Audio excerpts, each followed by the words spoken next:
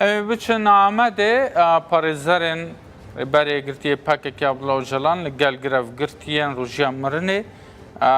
civîn encam dane maşallah deka ku li gel me be panêlek jî li Amedê birêve çûye li ser panêlê mijara din maşallah kerem ke. Dildar demete baş pêşîveyeke bibêjim ku ez niha di navbera du kesên ku di qada navneteweyî de sembolekî gelek hêjan e di qada aştiyê de navbera wan de me birêz Rolf Meyer û birêz Muhammed Baba ku yek ji wezîrê berevaniyê jî bûye berê dema Başûrê Afrîkayê de aliyê me jî Muhammed Baba ew jî serkêşekî rêxistinekî Kongra Neteweyî ya Başûrê Afrîkayê bûye ku li hemberî ev şar kirine bi hezaran kes ji hev kuştine lê piştî ku li Başûrê Afrîkayê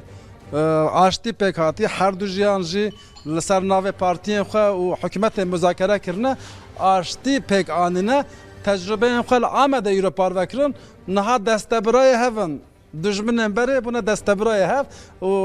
welat digerin qala aştiyê dikin dixwazim ji wan pirsim pêşî bixêr hatin Amedê vê pirsim pêşî di destpêka makezagona ku we li Başûrê Afrîkayê çêkirde dibêje ki gotineke pir balkêş heye dibêje Afrîkaya Başûr bi rabordiya xwe şanaziyê nakin. Ev tê çiwa tê wekarî vê nêrînê di nava xelkê Afrîkayê de jî bicî bikin?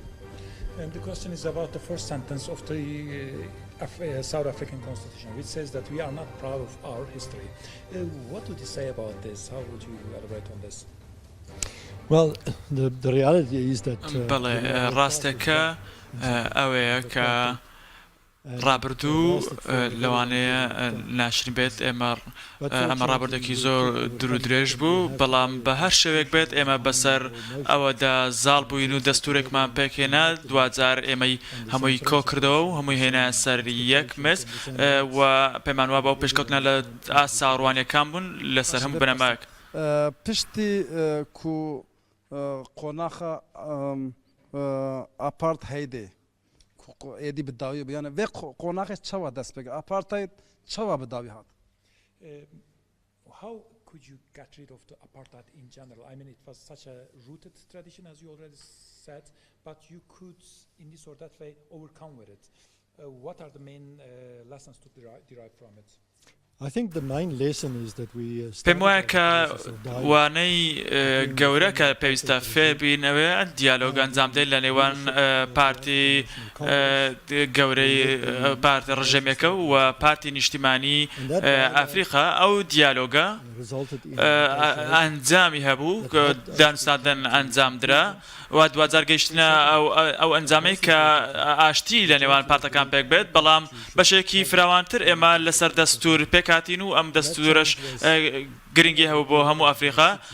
ئەمە 6 ساڵی خان ئێمە دوجار دەستورێکمان دەرکێشا کە بۆ هەموو وڵاتەکە سوودی هەبوو بەڵام تاکو ئێستاش هەندێک لە جۆرێک لەلایەن کۆکی بەردەوامە پێم وایە کە پێویستە ئێمە لە ڕابردوودا ئەو شتانە فێر بین و ئەو خیبڕێ لەگەڵ یەکدا بەش بکەین و بەسەر هەموو دۆخ و حالەتانەدا زاڵ بین. محەممەد بابا vê pirsim Nelson Mandela koça dawiyê kir û fikr û ramanên Nelson Mandela di qonaxa nivîsandina desturan de çi qas bi bandor bi fikrên wî di desturê de çi qas hatin bicîkirin? Dikarî ji me re bêjî? My question would be about the effect of Nelson Mandela and his writings and his words on how it influenced over all the process of peace and previous apartheid. Well, it was the spirit of Nelson Mandela. بەڵێ ئەمە ڕۆح و هەوڵەکانی نێلسن ماندێلا بوو ئەمە سەرکردایەتی ئەو بوو چونکە ئەم ڕۆحە زیاتر لە خودی خۆیدا هەبوو لەوەی زیاتر کە سەرکردەیەک هایبوو بێت ئەم هەوڵانی لە سەروی سەرکردایەتی بوو ئەو ئەوەی لە مێشکی مەهێشتەوە کە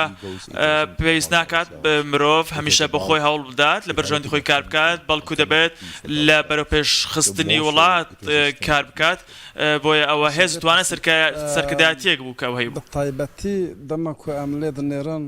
تورکیه خواسته بو خلاته که بدن نلسون ماندلا خلاته آتاتورک لی نلسون ماندلا به حنجتا کو ترکیه زوردستی لکردا کری او خلات رد کر ونویا که چوا دبیدن و پرسا کور چوا نرخنی Turkish government or Turkey decided to give Nelson Mandela the Atatürk Prize, and Nelson Mandela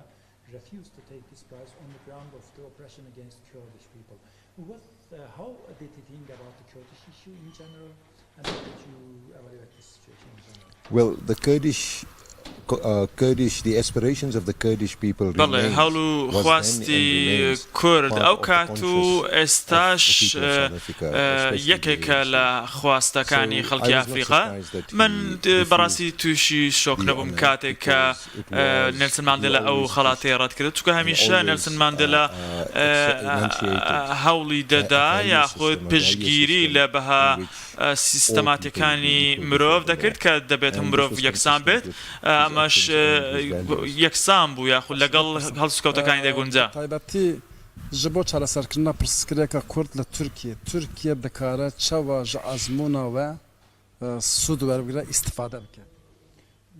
How Turkey and in what terms Turkey and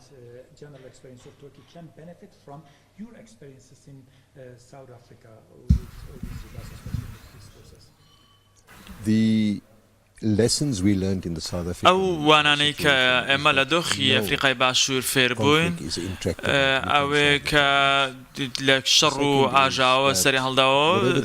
کە هەر شەڕ و پێکدادانێک ڕۆبدات پێویستە پارتەکان دانوستاندن لەگەڵ یەک بکەن و بەسەر ئەو ترسەی یەکتریدا زاڵ بن هەر کاتێک کە ئێمە توانیمان ڕاستەوە خۆ دیالۆگمان لەگەڵ یەکتری ئەنجامدا ئەو کاتە دەتوانین هەموو ئەو ترس و هەموو کێشانە چارەسەر بکەین. Rolf Mayer jî pirsim vê dixwazim pirsim bi taybetî li 2017 de sala 2017 de li Başûrê Kurdistanê referandumekî giştpirsiyekê pêk hat xelkê sedî not û sê got em serxwebûnê dixwazin haya wan ji van pêşveçûnên Başûrê Kurdistanê heye gelo? In recent years there was a referendum in South Kurdistan, and the South Kurdistan said yes to independence